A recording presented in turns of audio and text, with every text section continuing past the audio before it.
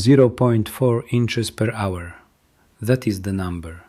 It is not a measurement of a river's flow or the pace of a slow-moving storm. It is the velocity of a catastrophe in waiting. Right now, as you watch this, scientists at the Geological Survey of Canada are staring at a digital readout from a remote corner of the Lillooet Ranges in British Columbia. They are looking at Cerberus Peak, a jagged 2,500-meter monolith that has loomed over the valley for millennia. But Cerberus is no longer a static monument of the coast mountains. It is a machine in motion. The threshold for total systemic failure is exactly 1 centimeter, 0.4 inches per hour. If the sensors embedded in the quartz diorite summit reach and sustain that speed, the clock stops ticking and starts counting down. At that velocity, the internal friction of the rock mass is overcome by gravity. It signals that the final collapse sequence has begun. From that moment, local authorities and emergency management BC have a window of perhaps 48 to 72 hours to clear the valley floor before 260,000 cubic meters of mountain descend in a vertical roar toward the Lillooet River. As of 8 a.m. Pacific Time, April 13, 2026, the movement rate is 0.4 inches per day. To the untrained eye, it looks like stability. To the geophysicist at Natural Resources Canada, it is a 60-to-1 ratio of deceptive calm.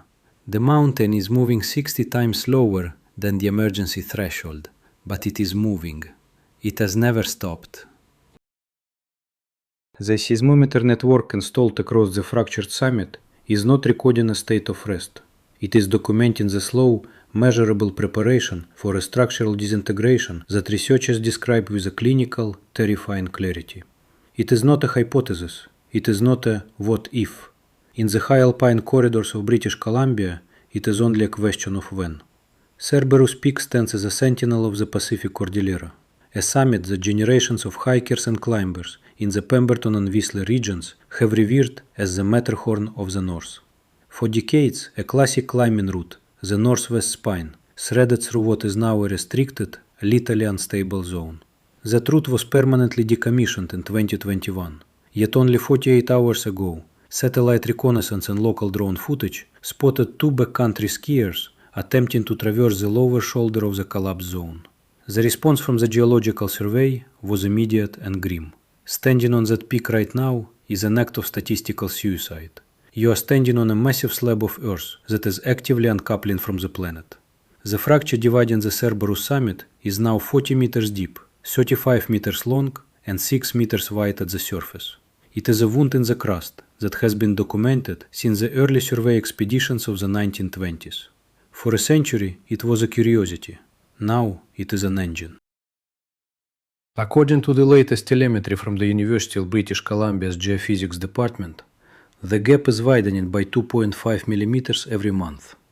But it is what lies inside that darkness that makes the spring of 2026 the critical inflection point.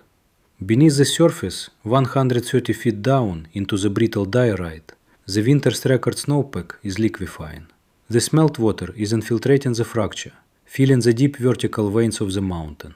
In the high altitudes of the coast range, the temperature oscillates violently. When that water freezes inside a confined rock fracture, it expands by 9% in volume.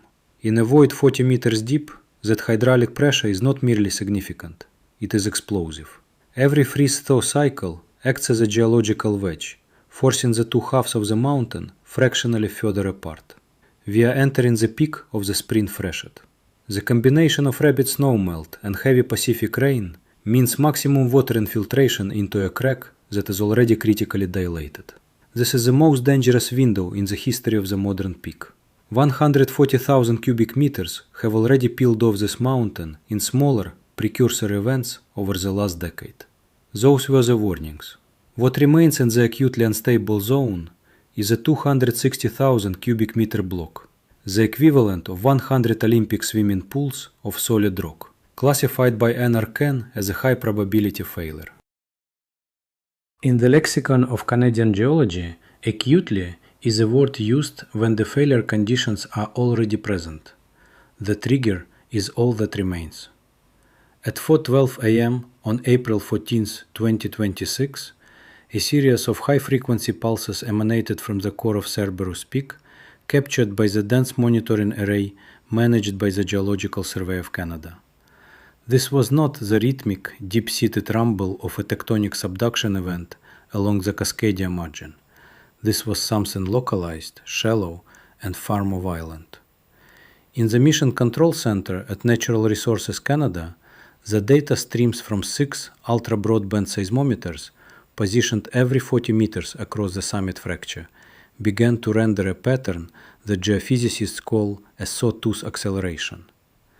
The GNSS, Global Navigation Satellite System, stations anchored deep into the stable diorite bedrock on one side and the failing block on the other showed a sudden, jagged offset of 12 centimeters in less than 20 minutes. In the world of high alpine geology, 12 centimeters is an eternity. It is a distance that suggests the internal friction of the mountain is no longer holding. The mountain is essentially slipping on a film of pressurized meltwater. The technical reality of Cerberus Peak is a study in brittle ductile transitions and poor pressure dynamics. Dr. Elena Vance, a lead seismologist with the GSC, described the recorded data as the mountain's death rattle. The seismometers are recording what researchers call singing, a phenomenon where the natural frequency of the entire summit block shifts as internal rock stress reaches a breaking point. It is identical to a violin string being tightened until the pitch rises to an unbearable screech. As the rock experiences microfractures, the tension drops momentarily, only to build back up even higher. Each cycle is shorter than the last. The mountain is not just moving, it is vibrating with the energy of its own imminent destruction. The current 2026 data indicates a 15-kilometer deep focal point for microseismic activity, suggesting that the instability of the summit is being influenced by deeper crustal adjustments within the coast mountain range. The coast mountains are part of a coupled system, where the pressure of the Pacific plate grinding against the North American plate creates a vertical strain that travels upward through the brittle upper crust. This stress finds the weakest point, and on the border of the Lillooet and Pemberton districts, that point is the Cerberus fracture. The vulnerability of the regional infrastructure cannot be overstated. Below the peak lies a critical corridor of the BC hydropower grid and a vital rail spur that feeds the interior. A 260,000 cubic meter collapse would not simply be a rockfall. It would be a Sturzstrom, a long run-out landslide that behaves like a fluid. The kinetic energy released would be equivalent to several kilotons of TNT. If the block fails in a single catastrophic release, the debris will hit the valley floor at speeds exceeding 150 km per hour, creating a pressure wave that could flatten timber stands kilometers away. We are monitoring a coupled failure, says a report from the Provincial Emergency Coordination Center. We have the hydraulic pressure from the spring freshet acting as a lubricant, the freeze-thaw cycles acting as a wedge, and the regional tectonic stress acting as the underlying motor. The report notes that during the heavy atmospheric river event that hit the BC coast just last week, the movement rate of the unstable section increased 5 to 6 times above its baseline. It didn't just move faster, it surged. This brings us to the 2018 event, a precursor that the current models are still digesting. Before the full GSC sensor suite was operational, a massive section of the western shoulder, roughly 150,000 cubic meters, disintegrated during a summer heat wave. It sent a pulse of sediment and boulders into the upper Lillooet River that was so significant it altered the river's course for 3 kilometers and took out a seasonal logging bridge. That event proved the models were right about one thing. The mountain is failing in stages, and each stage leaves the remaining 260,000 cubic meter acutely unstable zone more exposed, more fractured, and more desperate to fall. The GSC's laser scanners now capture the geometry of the crack to millimeter precision every 6 hours. The data shows that the inner walls of the fracture are no longer smooth. They are grinding. The rock is being pulverized into a fine powder, a geological lubricant known as fault gouge. This means the internal breaks of the mountain are literally turning into dust. At 0.4 inches per day, the countdown is agonizingly slow, but the sensors are primed for the jump. The moment that 0.4 inches per day becomes 0.4 inches per hour, the automatic trigger alerts will go out to the RCMP, BC Hydro, and every resident within a 20-kilometer radius of the fault line. The system is designed to give us 72 hours of lead time, but as the 2026 data proves, Cerberus Peak does not follow human timelines. It follows the physics of gravity and the relentless, silent expansion of ice. To understand the stakes of the Cerberus Peak monitoring project, one must look back at the scars already etched into the Canadian landscape. The history of the Canadian Cordillera is a history of gravity winning. Scientists at the Geological Survey of Canada frequently point to the morning of April 29, 1903 as the ultimate cautionary tale, the Frank Slide. On that day, 82 million tons of limestone detached from the summit of Turtle Mountain in Alberta. It took 90 seconds. The debris wiped out a portion of the town of Frank, killing at least 70 people. That event redefined Canadian geophysics. It taught us that when a mountain fails, it doesn't just tumble, it flows. The Frank Slide was nearly 300 times the volume of the currently unstable block at Cerberus, but the physics remain identical. Cerberus Peak is composed of diorite, a harder, more brittle rock than the limestone of the Rockies, which means when it fails, it won't crumble into gravel. It will shatter into massive, high-velocity projectiles.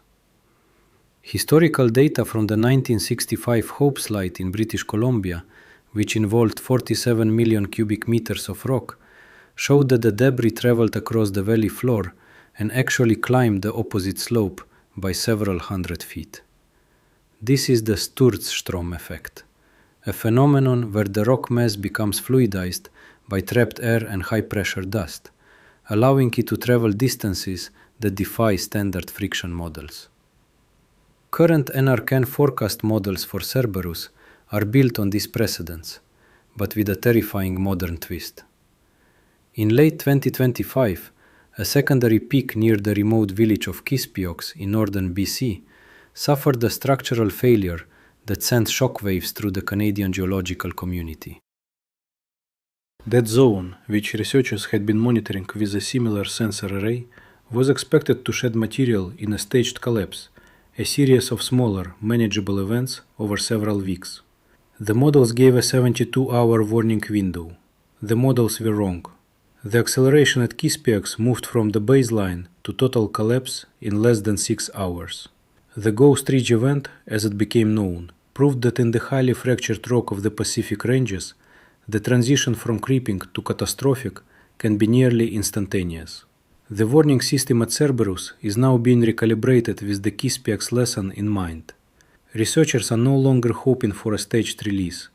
They are preparing for a total single-block failure. They are operating under the Blatant Protocol, a high-intensity monitoring regime adapted from international failures but localized to the specific seismic signatures of the BC coast mountains. The science of Cerberus is a science of coupled systems. We are not just looking at a rock on a hill. We are looking at the interaction between the Pacific plate subduction, which causes deep-seated tectonic loading of the range, and the immediate atmospheric triggers. Statistics from Environment and Climate Change Canada show that the frequency of extreme precipitation events in the Pemberton Valley has increased by 18% in the last decade. This isn't just about more water, it's about hydrofracturing. When a 130-foot deep crack fills with water during a 24-hour deluge, the pressure at the base of that crack is immense. It's like a hydraulic press being driven into the heart of the mountain. The cyclicity of these events is what haunts the GSC staff. The seismometer data shows a sawtooth pattern of stress accumulation and release. For 5 to 7 days, the tension builds. The mountain sinks at a higher and higher frequency.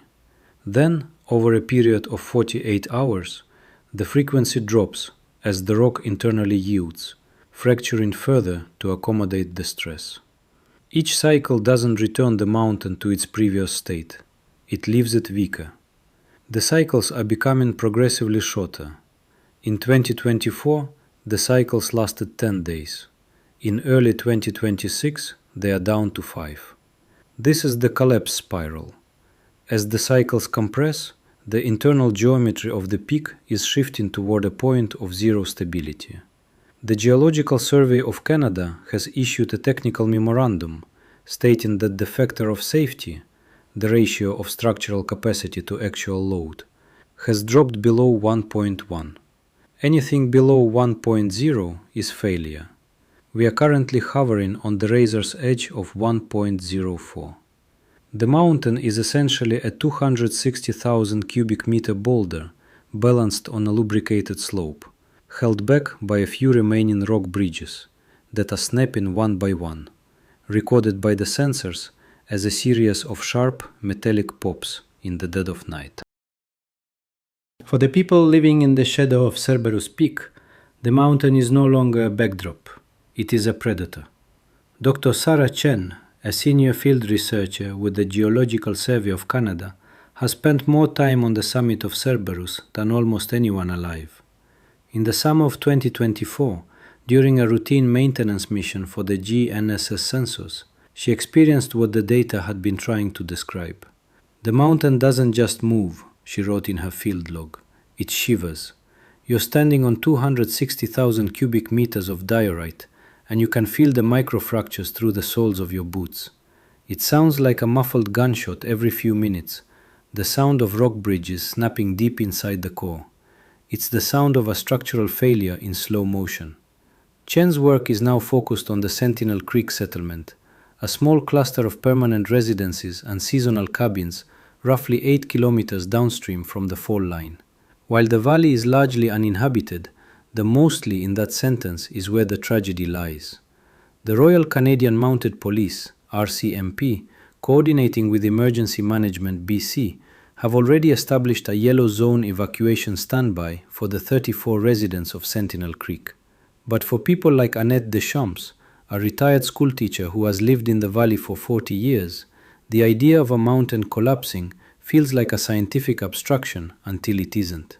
They tell us about the 0.4 inches per hour threshold, Annette says. But I look at the peak, and it looks the same as it did when I was 30.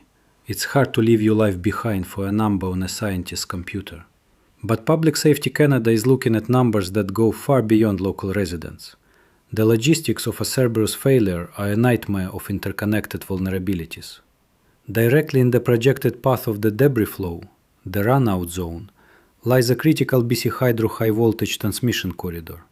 These lines are the backbone of the regional grid, feeding power from the interior dams toward the lower mainland. Liam McGregor, a veteran BC Hydro lineman, has been part of the task force reinforcing the towers outside the immediate impact zone.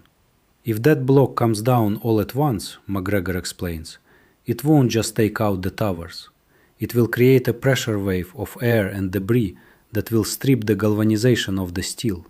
We are looking at a blackout that could affect 150,000 customers in the Pemberton and Whistler corridors for weeks. You can't just go in and fix it when the valley floor is buried under 30 meters of pulverized diorite.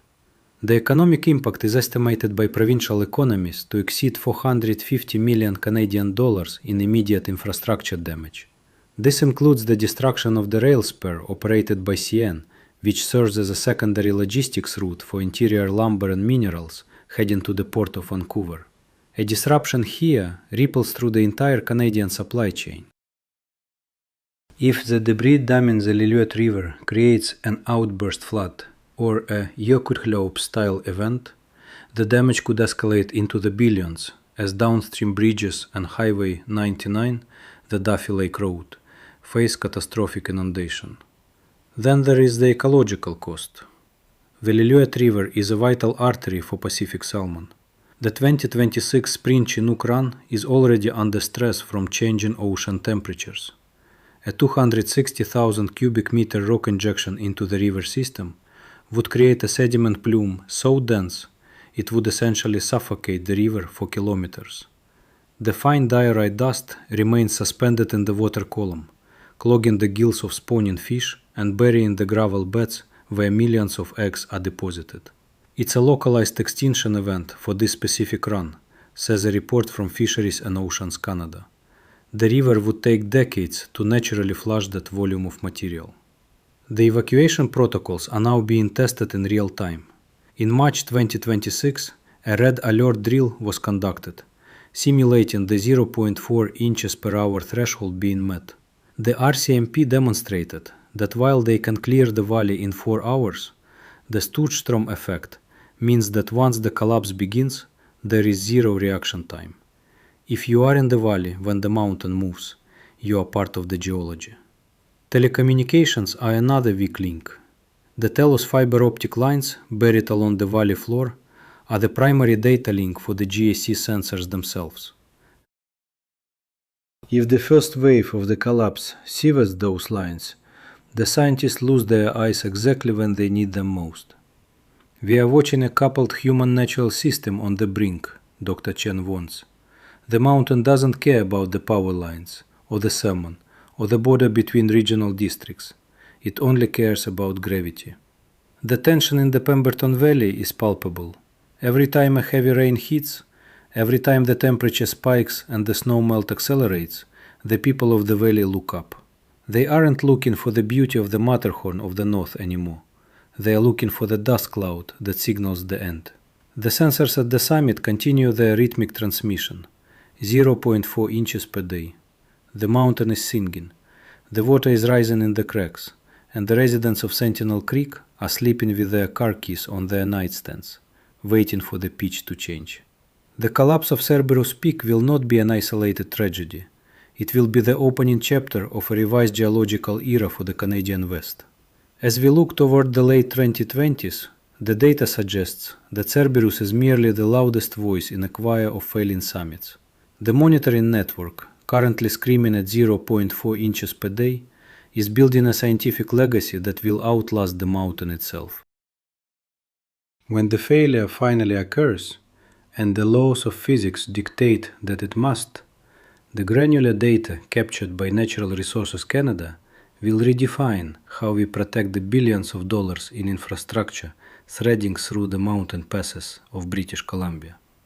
In the immediate years following the 260,000 cubic meter event, the geography of the Pemberton Valley will be unrecognizable. Forecast models for 2027 and 2028 predict a secondary crisis, the sediment pulse.